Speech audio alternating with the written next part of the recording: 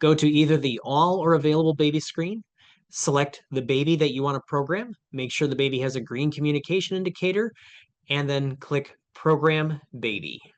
So on the all baby screen, or you can go to the available baby screen, select the baby. Again, make sure we have a green communication indicator in the COMM column. Our status is available. We're green down at the bottom right, and then click Program Baby. This will take us to the Program Baby screen. The first thing it wants is a class folder. The default folder is no class. So if you do not assign a class folder, do not worry. You will still get the report. It will, when the simulation is over with, that report will move into the no class folder. But you can create as many class folders as you would like. There is no limit to the number of class folders you can create, and there is no limit to the number of reports that you can retrieve. All the reports will stay in the control center until either you delete the reports yourself, or if your computer techs wipe your computer clean.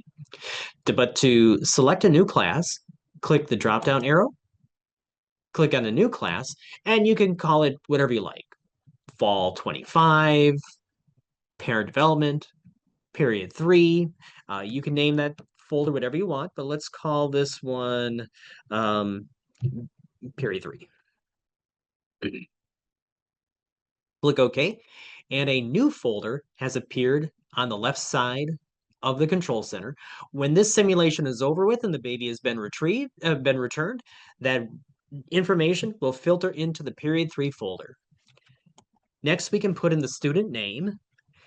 This is optional, but you can always type in the name of the student who is taking the baby home.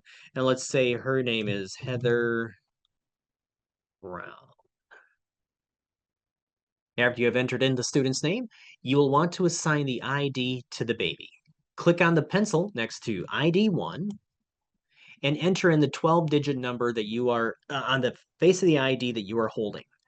The IDs use the numbers 0 through 9 and the letters A through F. So if you see a 0, it is the number 0 and not the letter O. And do not worry about caps, because once you click OK, it will automatically turn to capitals. So the ID that I'm holding is C2030303A6D. Click OK. If you have a second ID, you can always assign a second ID underneath ID 2. This could be used as a babysitter ID, but it allows another person to care for the baby other than the primary caregiver. Make sure this ID is put around the student's wrist. If you accidentally put a different ID around the student's wrist, they will not be able to care for the baby during the simulation time. Where it says baby, this is optional. This would be like the name they want to give the baby during that simulation. And maybe they want to call this one Jacob Brown. Now, baby ID, what we have here is the factory name. Look at baby ID as the permanent name of the baby. What I recommend here is that you want to have under baby ID whatever is going to make it easier for you to keep track of the babies. If you are fine with the factory name, you do not need to make any changes. If, let's say, you have 10 babies and this is the first baby on the list, maybe you want to call this baby 1. If you do not have any duplicates of genders and ethnicities, and this is the only Caucasian male that you have, you could call this baby Caucasian male. Whatever is going to help you keep track of the babies, that is what you want under baby ID.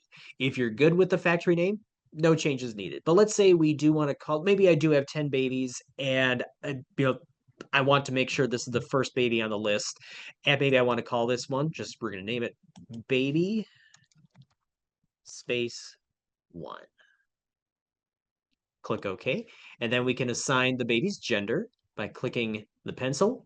It's a male. Select OK. Next, you want to set your starting day and hour and time. Ugh, new words. It's always the hour. So used to saying after 20 years. Next, you want to set the starting day and time and the stopping day and time. If you want the baby to start right away, you do not need to make any changes. But let's say we do want the baby to start on Friday today at maybe we want the student to get home with the baby and we want the baby to start at, let's say, 5:45 in the afternoon. So 5:45 p.m. And let's say we want the baby to run until Monday the 4th. And let's say we want the baby to turn off before they get to school, and maybe we want to put it for 7:30 in the morning. So the simulation starts in 8 hours and 6 minutes, and it's going to run for 2 days, 13 hours, and 45 minutes.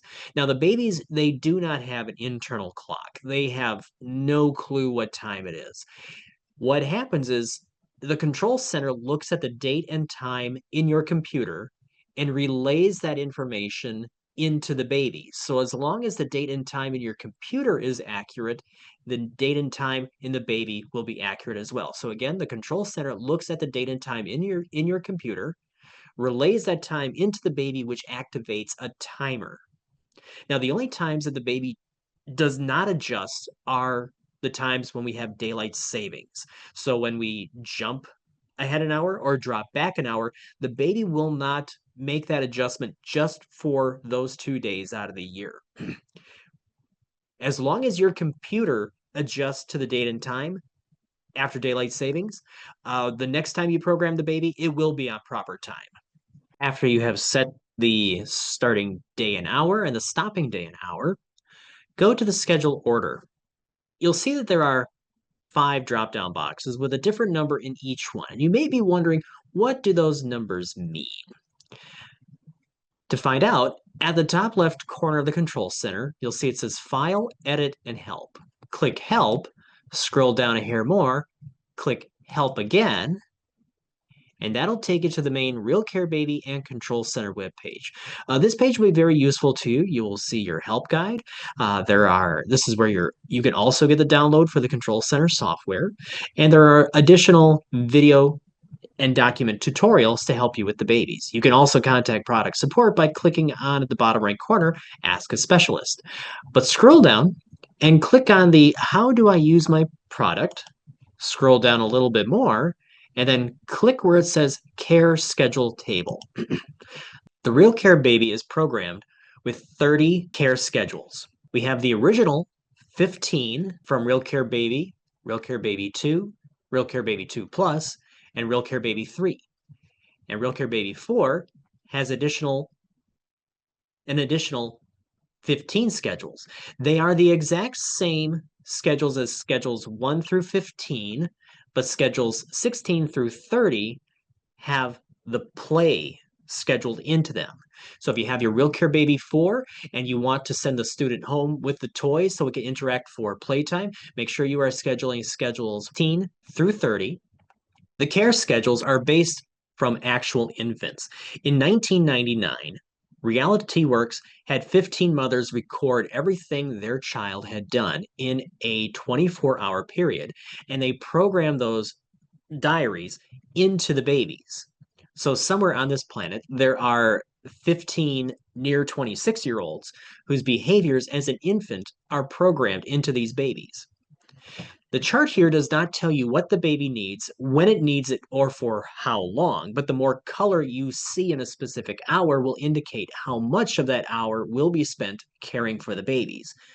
So the original 15, which again are for babies, original RealCare Baby, RealCare 2, RealCare 2 Plus, RealCare 3, schedules 16 through 30 are for the RealCare Baby 4. Schedule 16 is the same as schedule number 1. Schedule number 17 is the same as schedule number 2. If you have the RealCare Baby 4 and you want to use the play feature, make sure you are scheduling schedules 16 through 30. Otherwise, if you do not want to use the play feature, just schedule 1 through 15.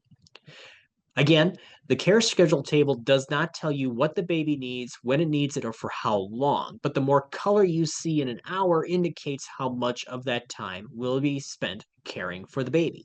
So for example, schedule number 24, if you look at the 3 a.m. hour, over half of that hour is full of color.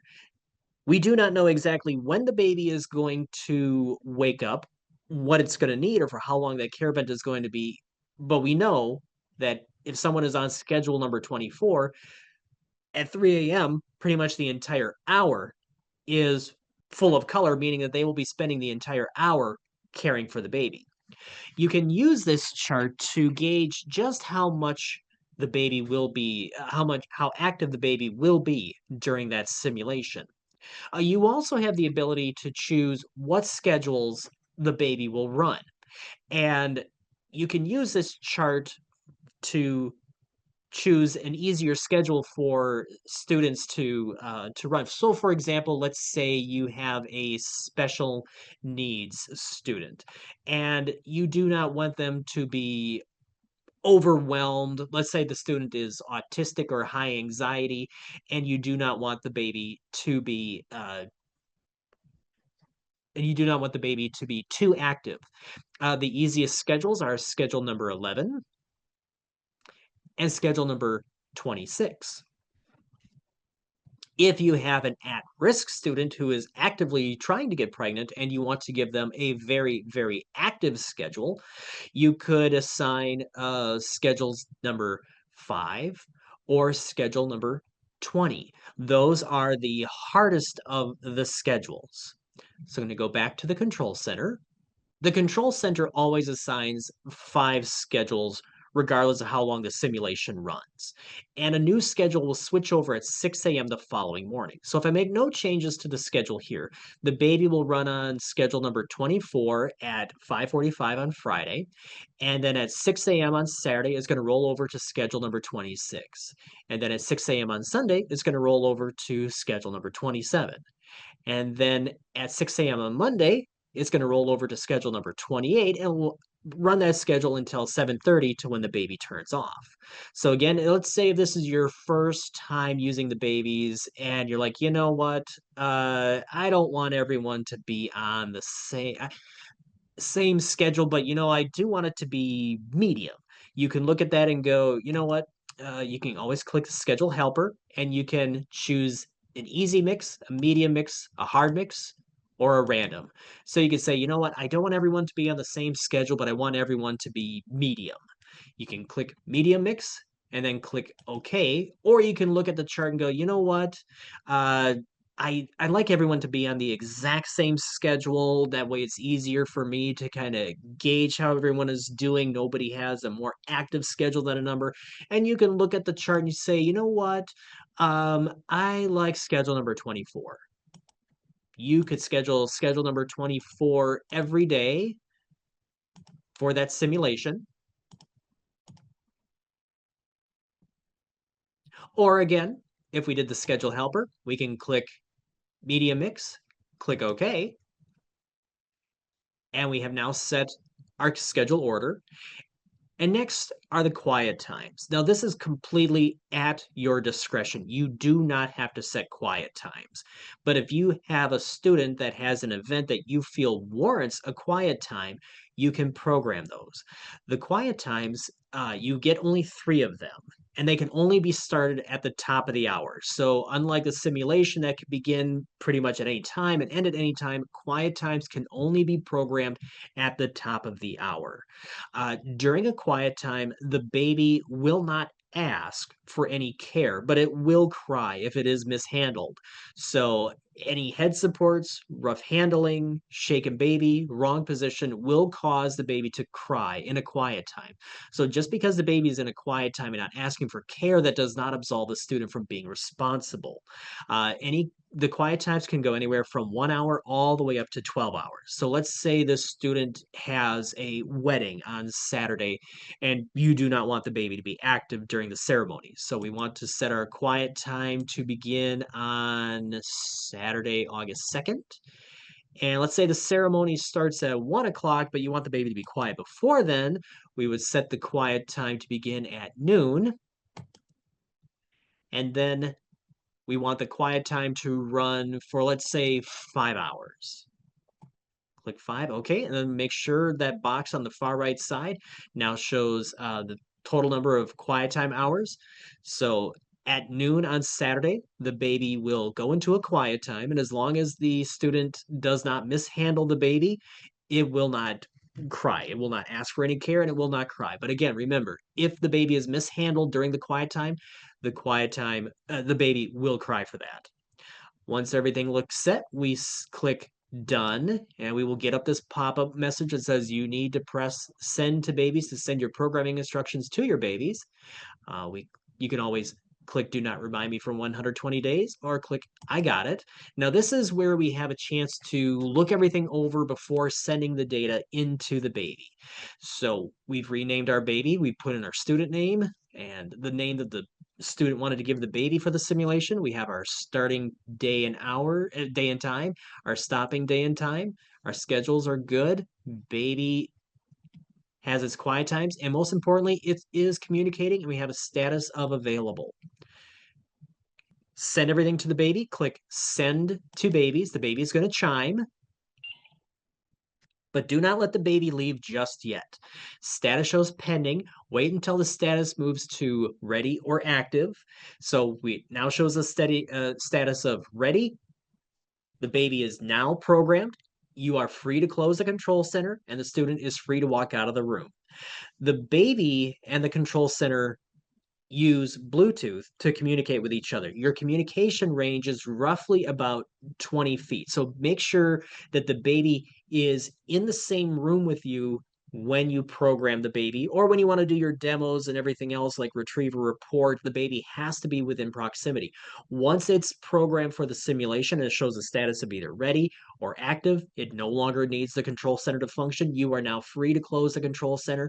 Make sure the student has the ID, the toy, the diapers, all the accessories, and they are free to walk out of the room. Once they walk beyond the 20 feet, baby will still be functioning on its own, but it will not be communicating because it's out of the communication range. So again, remember, once it shows a status of ready or active, baby no longer needs the control center to function. You are free to close the control center. Student is free to walk out of the room.